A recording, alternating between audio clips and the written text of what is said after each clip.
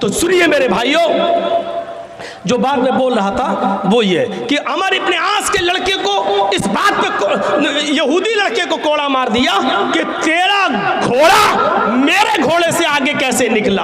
एक थप्पड़ मार दिया और छोटा सा बच्चा, वो 12 साल का यहूदी बच्चा, सीधे सीधे कहता है कि मैं अब जाऊंगा और मैं इस शहर के गवर्नर अमर इब्ने आस से शिकायत करूंगा कि तुमने मुझे थप्पड़ मारा है। बेटा क्या कहता है? अमर इब्ने आस का बेटा क्या कहता है यहूदी बच्चे से? अरे जा, जिससे भी शिकायत करना हो कर, मेरा कोई कुछ नहीं कर सकता। मैं उसी गवर्नर का बेटा हूं, मैं अमर इब्ने आस का बेटा हूं, मैं अमर इब्ने आस का बेटा हूं, मुझे कोई कुछ नहीं कर सकता।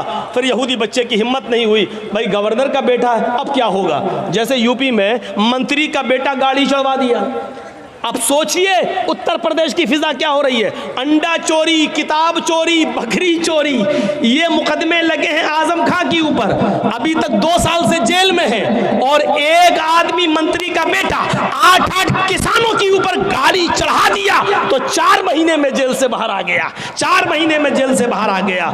क्यों? मंत्री का बेटा है और गिरा राज मंत्री का बेटा है। तो अब आप सोचिए कौन क्या कर सकता है। तो वो अमर इब्ने आस के बेटे ने सोच लिया कि मेरा क्या, अब क्या होगा। यहूदी बच्चे ने सोचा ये तो उस गवर्नर का बेटा है। 1 महीने के बाद जब हजरत उमर आते हैं और उन्होंने तमाम लोगों को इकट्ठा किया, पूछा तुम अमर इब्ने आस से खुश हो या नहीं? मैंने जिसको गवर्नर बनाया था तुम उससे खुश हो या नहीं?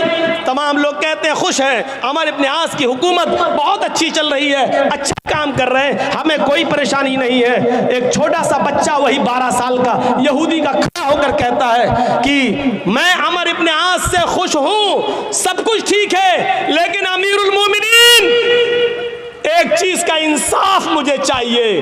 आज से 1 महीना पहले अमर इब्ने आस के बेटे ने मुझे थप्पड़ मार दिया था सिर्फ इसलिए कि मेरा घोड़ा इनके घोड़े से आगे निकल गया था। इसी बात पर गुस्सा होकर इन्होंने थप्पड़ मार दिया था। अच्छा इधर आओ।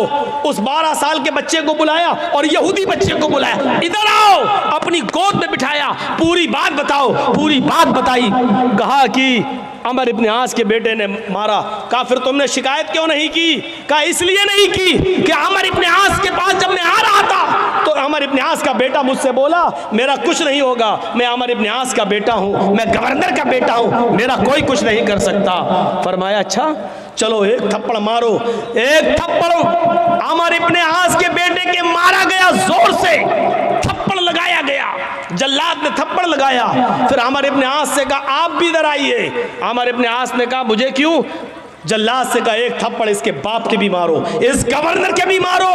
पूछा ऐसा क्यों? कहा पहले थप्पड़ खाओ उसके बाद बताता हूं। एक थप्पड़ अमर इब्ने आस के भी पड़ गया।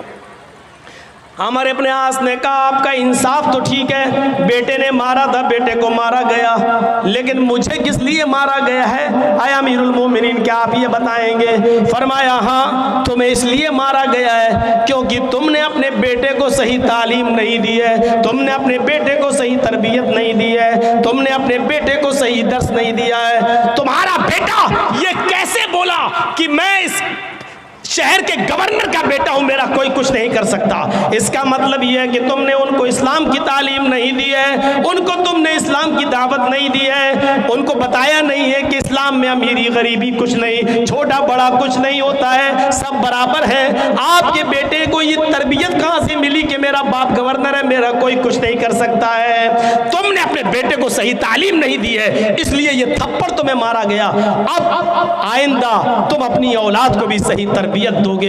ये अदल था, ये इंसाफ था, ये फैसला था मेरे भाइयों उस जमाने का। कुरान यही कहता है कि कोई दुश्मन भी तुम्हारा हो लेकिन फैसला करना हो तो दुश्मन के अगर हक में जा रहा तो कर दो, ये मत देखो कि ये मेरा दुश्मन है, इसको हम कैसे। वला यजरिमन्नकुम शनानु कौमिन अला अल्ला तादिलू, कि आप इस इंसानियत को बरकरार रखें और इंसानियत में हिंदू मुसलमान सिख ईसाई सब आते हैं, सबकी इज्जत होनी चाहिए, सबका सम्मान होना चाहिए और सबको बराबरी की नजर से देखा जाना चाहिए, सबके साथ हमदर्दी होनी चाहिए, सबके साथ वफादारी होनी चाहिए। और यही इस्लाम की दावत है, यही इस्लाम की शिक्षा है, यही इस्लाम का मिजाज है। इसको समझने की ज़रूरत है। अल्लाह ताला से दुआ है कि बारे इलाह हमारी ख़ताओं को माफ़ फरमा दे, हमारे गुनाहों को बख्श दे, हम जमीअ मुसलमानों को समझने की तौफीक अता फरमा और हमें इंसानियत हमारे अंदर भर दे। ऐ अल्लाह, जब तक तू हमें